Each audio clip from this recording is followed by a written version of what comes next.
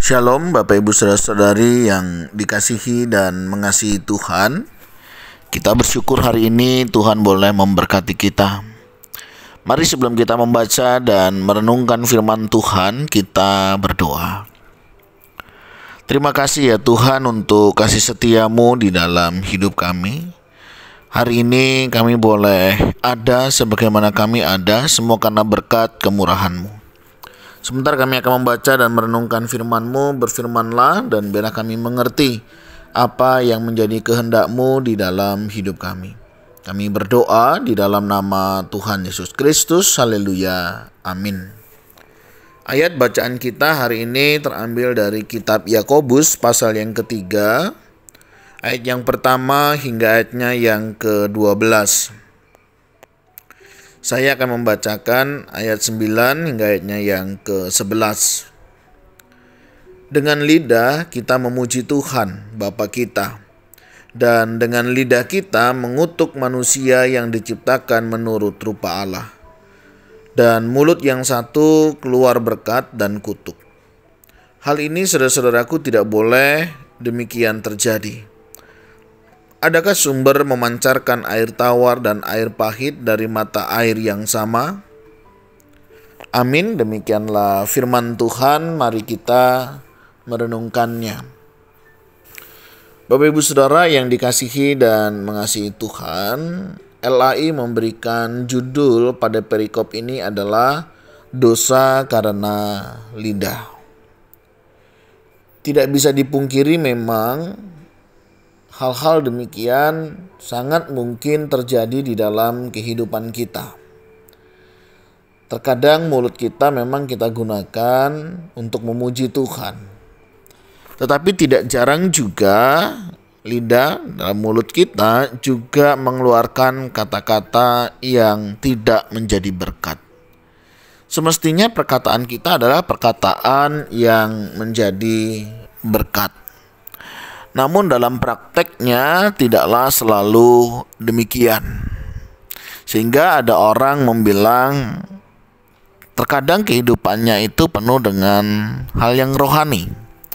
Tetapi dalam kehidupan nyata rohananya pun tidak ketinggalan. Yang artinya apa? Ada sisi-sisi rohani tertentu memang bisa muncul. Tetapi sisi-sisi kedagingan manusia jugalah muncul. Sehingga ada orang mengatakan Kristen tomat ya. Hari Minggu tobat, Senin sampai Sabtu kumat. Apakah itu dalam perbuatan maupun dalam perkataan. Nah, dalam surat Yakobus pasal yang ketiga ini memang sedang disoroti tentang dosa karena lidah. Lidah itu satu bagian di dalam tubuh manusia yang sangat kecil, tetapi bisa memberi pengaruh dan dampak yang luas. Kuda tenaganya besar, tapi masih bisa dikendalikan dengan kekang kuda. Demikian juga kapal yang besar sedemikian itu bisa dikendalikan dengan daun kemudi. Ya, ada banyak hal di dunia ini yang masih bisa dikendalikan ya, bagian-bagiannya walaupun dia kecil bisa memberi pengaruh yang luar biasa. Tetapi tidak semudah itu untuk lidah. Kenapa lidah tidak semudah itu untuk dikendalikan? Karena setiap kita manusia memiliki kecenderungan tertentu. Apalagi kalau misalnya ya sejak kecil tidak pernah mendapatkan pujian ya, lebih banyak mendapatkan kritik misalnya, itu akan memberi pengaruh pada usia-usia pertumbuhannya.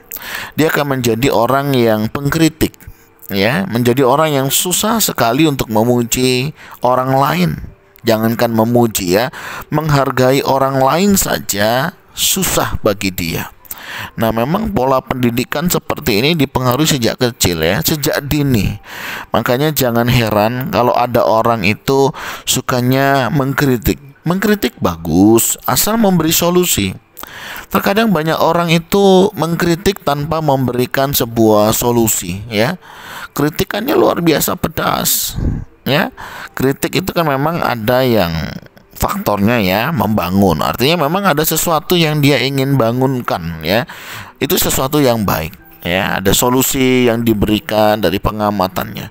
Tapi ada juga kadang ya, kritik itu karena ketidaksukaan ya. Kritik itu memang karena memang hobinya memang mengkritik. Nah, kalau orang-orang yang demikian ya sudah abaikan saja. Kalau ada yang baik ya kita lakukan, yang tidak abaikan. Tapi kalau ada orang-orang yang kritiknya membangun, memberi saran, mungkin Bapak Ibu Saudara juga boleh mempertimbangkannya, sehingga itu menjadi sesuatu yang baik untuk kita. Nah, Bapak Ibu Saudara, dalam kehidupan ini mari kita memperhatikan lidah kita. Ya, jangan karena kita punya kuasa, karena kita punya kekuatan, kita bisa sesuka-suka kita untuk kita ngomong ya, untuk kita membicarakannya. Hati-hati, perkataan kita yang mungkin menurut kita biasa saja, ini bisa melukai hati atau perasaan orang lain. Apakah itu terhadap pasangan misalnya? Sedikit sekali ya, seorang istri misalnya meninggalkan suami karena masalah ekonomi. Mereka masih kuat, mereka masih bisa bertahan. Tetapi yang membuat mereka terkadang harus terpaksa meninggalkan sang suami ya, ini dalam beberapa kasus perceraian. Itu kenapa? Sudah tidak lagi tahan dengan perkataan suami. Jadi rekan-rekan suami harus berhati-hati dengan perkataan. Ya, seorang wanita tetap bisa bertahan biasanya dengan kita ya, walaupun mereka mengalami kesulitan ekonomi. Tetapi jika karena perkataan yang tidak menjadi berkat, tuduhan-tuduhan yang tidak sesuai, hal ini bisa membuat sebuah rumah tangga menjadi retak. Ya, mungkin kita sebagai pimpinan kepada karyawan ya, perkataan kita tidak menjadi berkat, lebih sering menyalah-nyalahkan, merendahkan ya, tidak memperlakukan manusia sebagaimana layaknya ya, dengan perkataan kita, itu bisa sangat melukai. Ada kemarin kasus ya, udah agak lama memang ya, gara-gara seorang pimpinan ini selalu ngata-ngatai hal-hal yang nggak enak untuk didengar kepada karyawannya. Karyawannya nekat ya untuk menghilangkan nyawa pemimpinnya. Kenapa hal itu bisa terjadi? Itu tadi, karena emosi, lidahnya sudah tidak bisa ditahan begitu, tindakan fisik yang dilakukan. Hati-hati Bapak Ibu Saudara dengan sikap perkataan kita. Mungkin kita anggap hal itu biasa ya, karena kita punya kuasa, punya kehendak dan lain sebagainya. Tapi kita juga perlu mempertimbangkan perasaan orang lain. Demikian juga dalam perkataan-perkataan kita ya, dalam dunia pelayanan misalnya, seringkali banyak orang itu mengkritik begitu ya. Ya, kalau benar nggak masalah. Ini masalahnya kadang yang nggak benar itu loh, membicarakan ya, menyalahartikan ya, menyalahpahami. Ini sangat seringkali terjadi dalam dunia pelayanan. Nah, kita mesti menjaga, memperhatikan ya. Sangat jarang hamba Tuhan begitu ya meninggalkan tempat pelayanan karena masalah ekonomi ya. Tapi banyak hamba Tuhan terkadang lebih kepada perkataan yang tidak menyenangkan.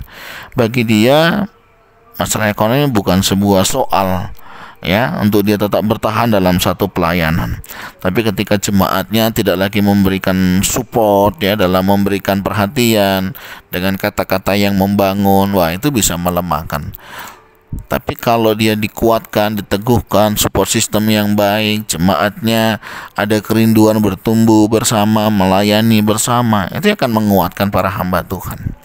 Nah, tapi bukan berarti ini ya cara melemahkan hamba Tuhan terus kita malah melakukannya. Tidaklah demikian. Nah, jadi Bapak Ibu Saudara, kita mesti berhati-hati ya dengan lidah kita ini. Memang lidah tak bertulang ya, tetapi bukan berarti menjadi suka-suka kita untuk kita mau ngomong ya. Pikirkan sebelum kita berbicara, dan berbicaralah apa yang sudah kita pikirkan, tentunya akan menjadi sesuatu yang jauh lebih baik. Nah, mari kita memperhatikan dosa karena lidah ini. Lidah kita juga bisa jatuh dalam dosa dengan perkataan-perkataan yang tidak menyenangkan. Tuhan, terima kasih. Kami bersyukur Engkau mengingatkan kami untuk kami menggunakan lidah kami dengan sebagaimana mestinya, yang kami gunakan untuk boleh memuji, memuliakan nama Tuhan, menguatkan orang, meneguhkan orang, sehingga orang lain pun boleh merasakan cinta kasih daripada Tuhan.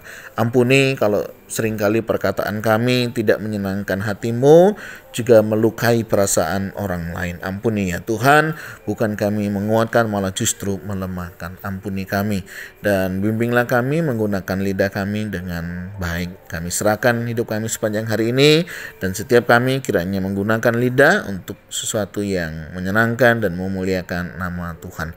Terima kasih Tuhan untuk kasih setia-Mu. Kami bersyukur di dalam nama Tuhan Yesus Kristus. Haleluya. Amin. Bapak Ibu Saudara, demikian renungan kita hari ini. Kiranya Tuhan Yesus memberkati kita sekalian. Shalom.